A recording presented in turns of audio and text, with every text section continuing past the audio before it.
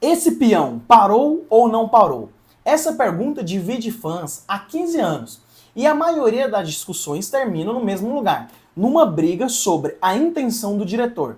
Mas, e se eu te disser que a resposta mais interessante sobre a origem não está no peão, está na neurociência? Porque Christopher Nolan construiu esse filme sobre uma base científica real e a maioria das pessoas nunca percebeu o quanto ele acertou e o quanto ele precisou mentir para o roteiro funcionar. Nos próximos minutos, nós vamos desmontar o filme camada por camada, como ele faz com os sonhos e te mostrar o que a ciência diz sobre cada conceito que aparece na tela. Sonhos lúcidos, distorções de tempo, implantação de memória, arquitetura mental e o final.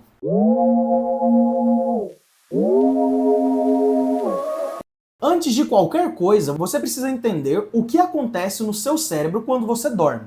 O sonho não é um estado único, é uma sequência de ciclos, cada um com aproximadamente 90 minutos, que alternam entre fases mais leves e uma fase específica chamada REM, Rapid Eye Movement, ou movimento rápido dos olhos. É durante o REM que os sonhos acontecem.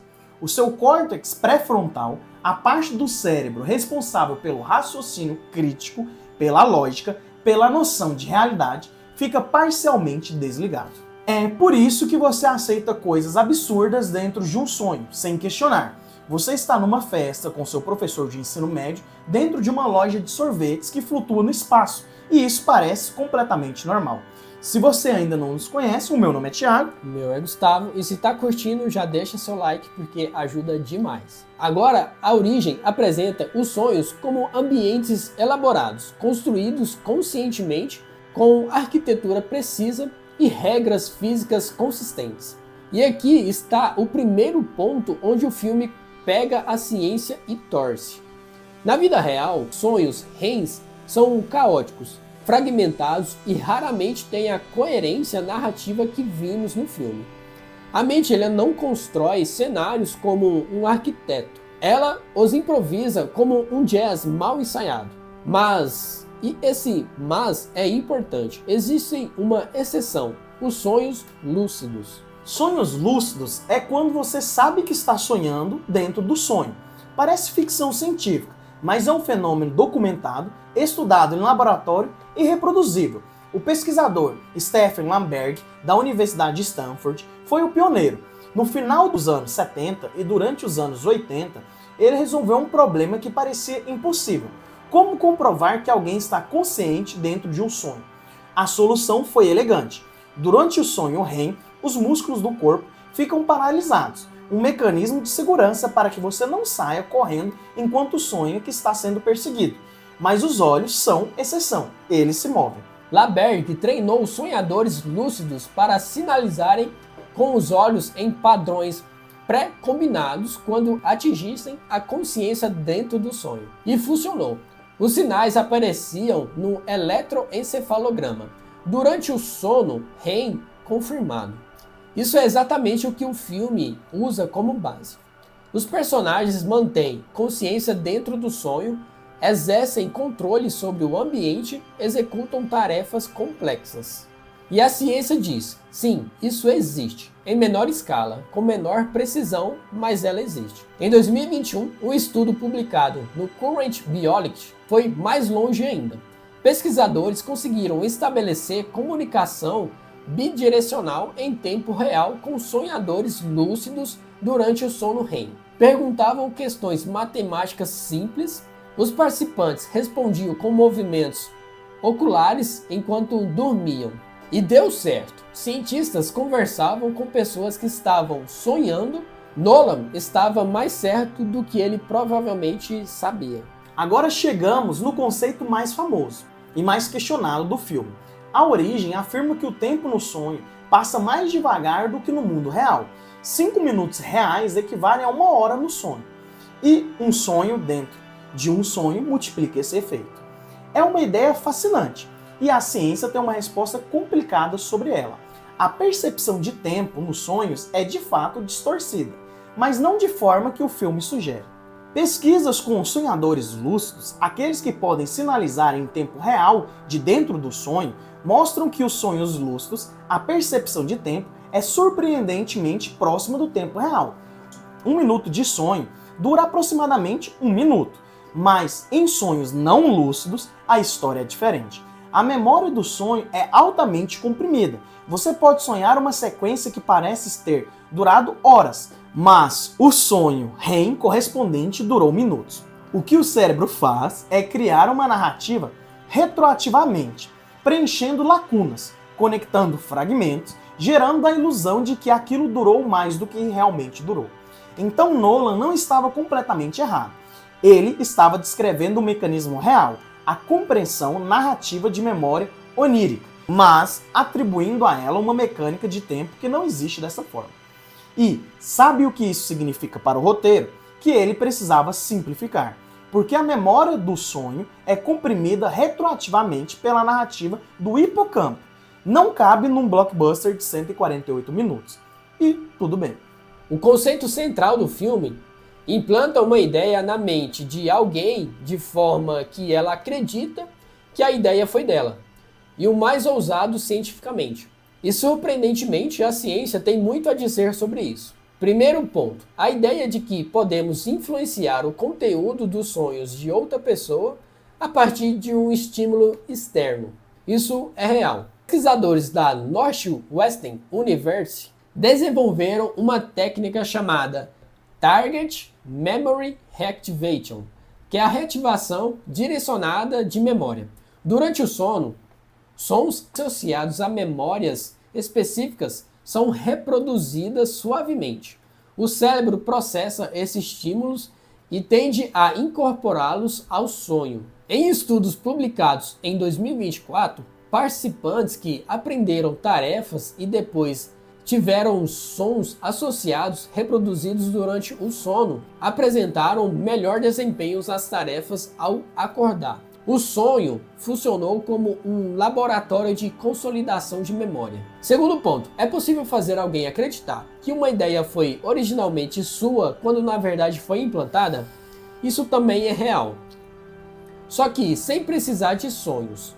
A psicologia chama isso de criptomnésia, quando uma memória externa é absorvida e reapresentada para o cérebro como original.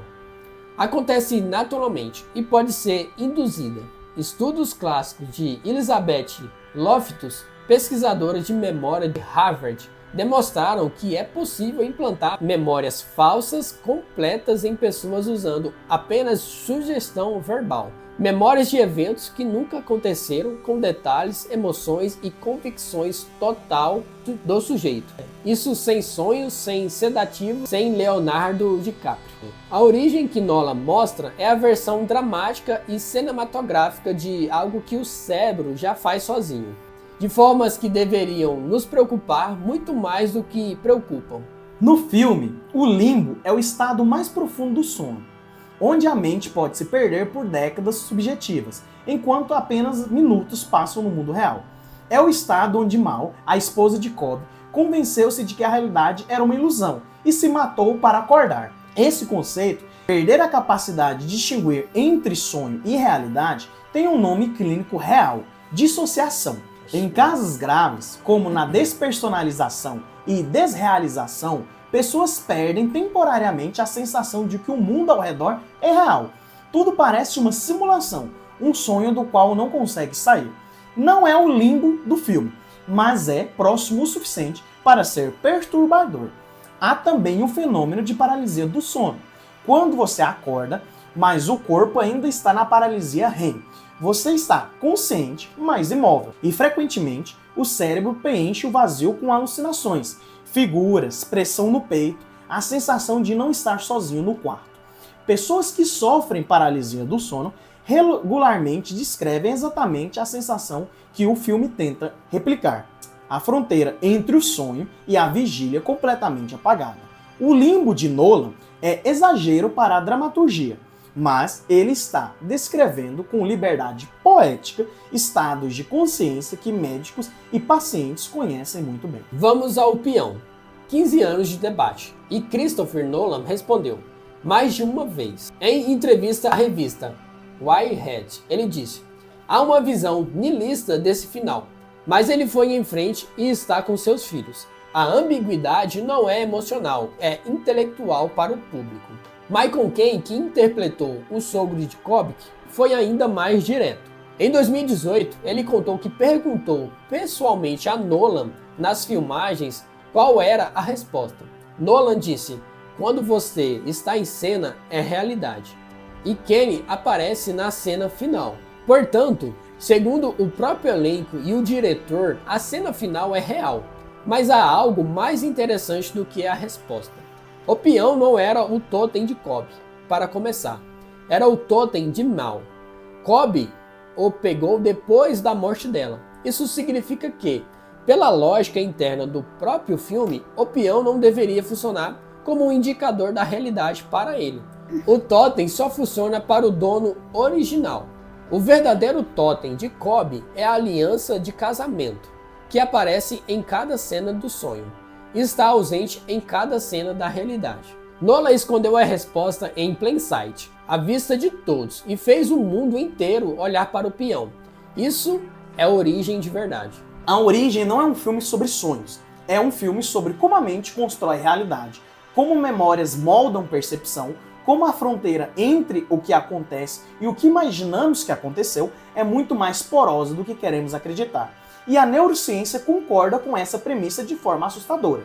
Cada vez que você lembra de algo, você não está acessando uma gravação, está reconstruindo, e essa reconstrução pode ser influenciada, distorcida, editada, sem que você perceba. O Cobb, que não conseguia distinguir sonho de realidade, não é um personagem fictício absurdo. É uma versão dramatizada de algo que todos fazem em menor escala, o tempo todo. Nolan levou 10 anos para escrever esse roteiro e entregou, talvez sem saber completamente, uma das explorações mais precisas da neurociência da memória já colocada numa tela de cinema. Se esse vídeo mudou a forma de como você vê o filme ou a forma como você vê a sua própria história, compartilha, porque esse tipo de coisa merece ser discutido. Então, deixa aqui nos comentários. E lembre-se, aqui no canal Ciência Sem Jaleco, explicamos tudo sem complicação e, claro, sem jaleco.